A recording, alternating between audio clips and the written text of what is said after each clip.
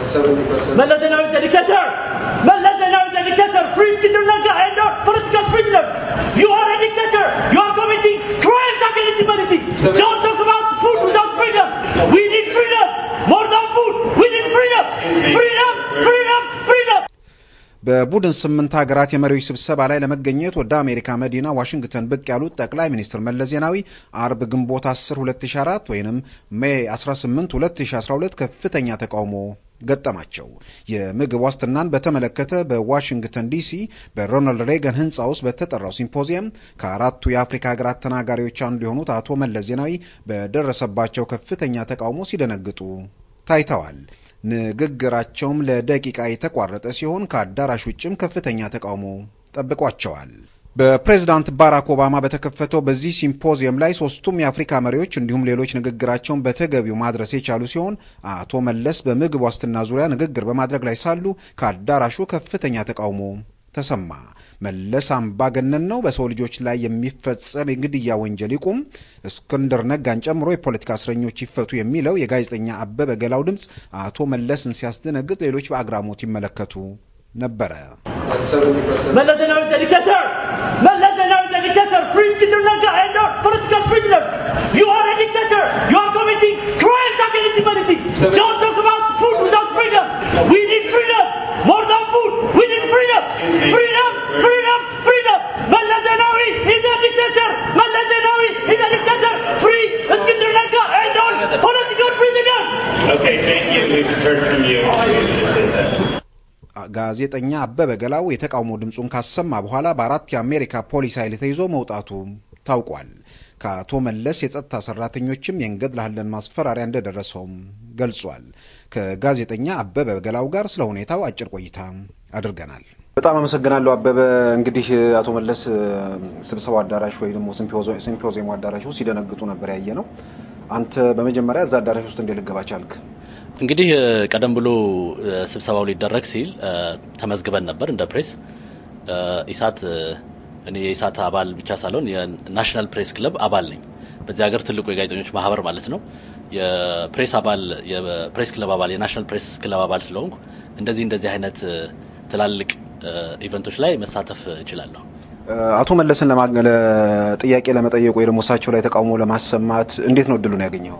ወል እድል አግኝቼ አይደለም። እንግዲህ እኔ የነበርኩት እሳቸው ከሚናገሩበት ፊት ለፊት የፕሬስ ጋላሪ ነበር ለጋዜጠኞች የተወሰነ ቦታ ማለት ነው። እና አዳራሹ ደግሞ አቀማመጡ ፊት ለፊት ከሚናገሩ ሰዎች ፊት ለፊት ነበረ።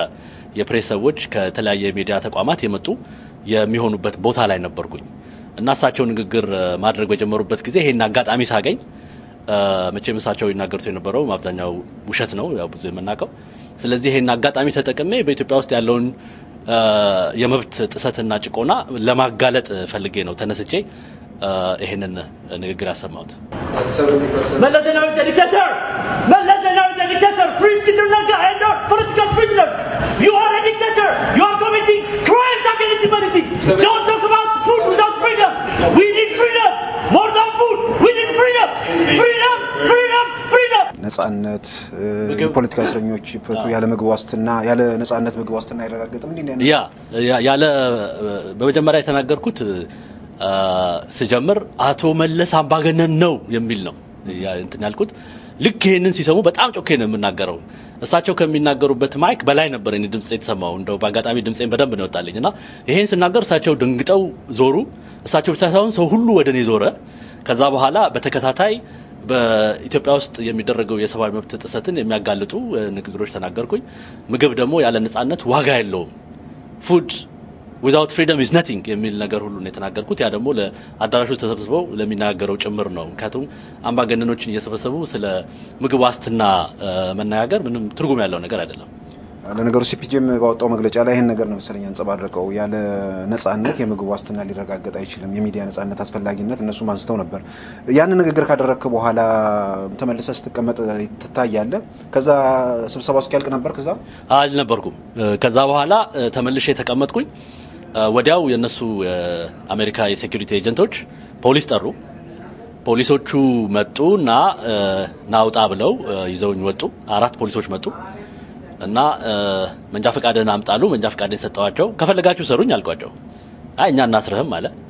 እና ግን አንድ ጥያቄ ጠየቁኝ ለምንድነው ያልከው ምናምን ነገርኳቸው ምንድነው ያልከው አሉ እኔ ምንም ያልኩት ነገር የለም በኢትዮጵያ ውስጥ ያለውን የሰብአዊ መብት ጥሰት ነው በዚህ መድረክ ላይ ተናገርኩት ይሄ ደግሞ የአሜሪካ ህገ መንግስት የሚያረጋግጥልኝ መብቴ ነው አልኳቸው እነሱም ያንን ተቀብለዋል ምንም ያሉኝ ነገር ማለት ነው ከአዳራሽ ከመውጣት ውጭ ወደ እስር ቤት ወይስ ወደ ሌላ ቦታ ወስደዋል ወደ እስር ቤት አልወሰዱኝም ጥጋት ይዘው የሚፈልጉትን ነገር አጣሩ መንጃ ፈቃዴን ወስደው ማንነቴን አረጋገጡ ከዛ በኋላ በሰላም ነው የሸኙኝ እንደውም አንዱ ፖሊስ ሲያስወጣኝ የምትለው ነገር ሁሉ ይገባኛል በእነሱ አቆጣጠር በ1998 ወደ ኢትዮጵያ ሄጄ ነበርና I know what's happening there ነው ያለውና በኋላ መጨረሻ እንደውም ጀርባዬን ቸብቸብ ያደረገ you made your point ብሎ ነው ያስወጣኝ ፖሊሱ እና ምንም የፈጠሩብኝ ችግርም የለም በጣም እንደውም ይሄን ስላረኩ ደስተኞች እንደሆኑ ያየሁት የመጎነታተል ነገርም አልነበረም አረ በፍጹም እነሱ እንደውም እንዳልኩ ምንም ይሄ አቶ መለስ ዜናዊ ጠባቂ እገላሃለሁ ብሎ ነበር እና ለፖሊሱ ነገርኩት የትኛው ነው አቶ መለስ ዜናዊ ጠባቂ ገብረትንሳይ ተስፋይ በርሄ የሚባል ነው እዛው አካባቢ ነበር ቀድሞ አቶ መለስ ከመናገሩን በፊት ከኔ ጋር ትንሽ ንግግር አርገን ነበር እንዴት ተገናኝታችሁ ማለት ነው እኔ ቆሜ በነበረበት ጊዜ መጣና አበሻነህ እንዳለ ቆሜ ስላየ ማለት ነው እንግዲህ ጠርጥሮም ሊሆን ይችላል ይሆን ነገር ላይ ያረጋግበት ነው መለስ ላይ ብሎ ይሆናል ብዬ ስለገመትኩ ምን አገባ አልኩት አይ ኢትዮጵያዊ ስለመሰልከኝ ነው አለ አይ ኢትዮጵያ አይደለም አልኩት ከዛ በኋላ በዚህ ንግግር መለስን እኔ ኢትዮጵያ ሀገር የምትሆነው እዛ በሀገሬ በነጻነት ስኖር ነው አልኩት አይ ሄደህ አይተ ስለማታውቂውና እንጂ ኢትዮጵያ በጣም ጥሩ ደረጃ ላይ ነው ያለችው እንደነንተ አይነቶቹ ናቸው ዝም ብላችሁ ከሩቅ የምትጮሁት አለ ያም ሆነ ይሄ እኔም ቀሳልኩና አንተ የመጣው ጌታህ ልጠብቅ ነው እኔ የመጣሁት እውነት ልናገር ስለሆነ አታናግረኝ አልኩት ወደዛው ሄደ በኋላ እኔ ከተናገርኩ በኋላና መለስ ዜናዊ ላይ እንትን ካልኩ በኋላ ነው መጥቶ እንገላሃለን የሚል ነገር የተናገረው ፖሊሶቹ ከመጣታቸው በፊት ማለት ነው ፖሊሶቹ ከመጣታቸው በፊት ማለት ነው ከአዳራሽ ስትወጣ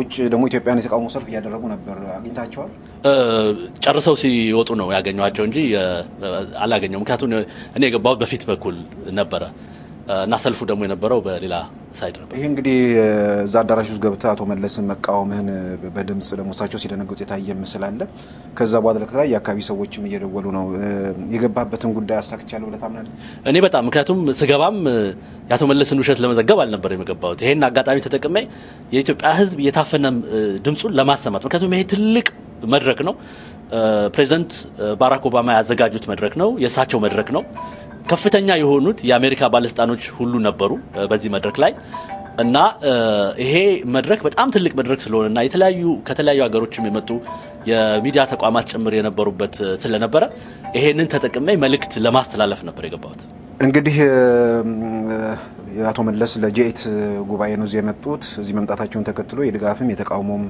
ሰልፎች እንደተደረጉ ሰምተናል አንተ ደግሞ አዳራሽ ውስጥ ሆነ ተቃውሞውን አሰምተሃል ያሉት ሁኔታዎች በተከታታይ ተከታተልን እንግዲህ ለተመልካቹም ለአድማጩም እናደርሳለንና ባንተ በኩል መጨመረው ነገር ካለ እንግዲህ የታፈነ ህዝብ አጋጣሚውን ባገኘ ሁሉ ድምጹን ማሰማት አለበትና ይሄ አሁን መድረክ አቶ መለስ ዜናዊ ሲዋሹ እኛ ደግሞ እውነት የተናገርንበት አጋጣሚ ነበር የተፈጠረውና ኢትዮጵያኖች በየሄዱበት በዚህ አይነት ሁኔታ አቶ መለስን ማጋለጥ አለባቸው እርቃናቸውን ማስቀረት አለባቸው እርግጥ እርቃናቸውን የቀሩ ግለሰብ ናቸው ያሞኔ ግን ከፍተኛ ተጽዕኖ የሚያረጉ ከፍተኛ የዓለም መሪዎች አካባቢ የተገኙ ያልሆነ ንግግር የሚያረጉ ሰው ስለሆነ በተደጋጋሚም በተለያዩ ዓለም አቀፍ መድረኮች ስለሚገኙ አጋጣሚውን ሁሉ እየተጠቀምን መልእክታችንን ማስተላለፍ አለብን እኔም ደግሞ እነ እስክንድር ነጋ እንዲፈቱ አቶ መለስ ዜናዊ ሰብአዊ መብትን እየጣሱና ወንጀል እየፈጸሙ መሆኑን በመናገር በእውነት ከፍተኛ ደስታ ነው የተሰማኝ ትልቅ ቀን ነው ለኔ ወርልድ ኢኮኖሚክ ፎረም ከዚህ ቀደም ታንዛኒያ ባደረገው ጉባኤ ላይ ተገኝተ እዛም ጥያቄ ጠይቃቸው ነበር አቶ መለስ እንደ ቪዲዮንም አይቼዋለሁ ከዛ ምን ይለያል ያንንም ተመሳሳይ ነገር መሰለኝ ከዛ የሚለየው ነገር ምንድነው መቼም ታንዛኒያ ሆነ እንደዚህ አይነት ነገር ማድረግ አትችልም ምክንያቱም እዛው ሊያሳፍኑም ይችላሉ ታንዛኒያ ሙሉ በሙሉ ነፃ የሆነ ሀገር አይደለም እርግጥ የሄድኩት በወርልድ ኢኮኖሚክ ፎረም ተጋብዤ ቢሆንም ያሞኔ ግን በአፍሪካ ሀገር ውስጥ ይሄንን መናገር የሚችልበት ሁኔታ አልነበረም አሁን ግን ያለሁት አሜሪካን ሀገር ውስጥ ስለሆነ መብቴንም እና ግዴታዬንም ስለማቅ ይሄ መብቴ ነው የመናገር ሐሳቤን የመግለጽ መብቴ ነው ምንም እንኳን ድሉ ባይሰጠኝም ግን መብቴን በመጠቀም አቶ መለስን ለማጋለጥ በመቻሌ በእውነት ትልቅ ነገር መስሎ የሚሰማኝ ትልቅ ደስታ ነው የተሰማኝ አመሰግናለሁ አበበ አመሰግናለሁ መለስ ዜናዊ ዴዲኬተር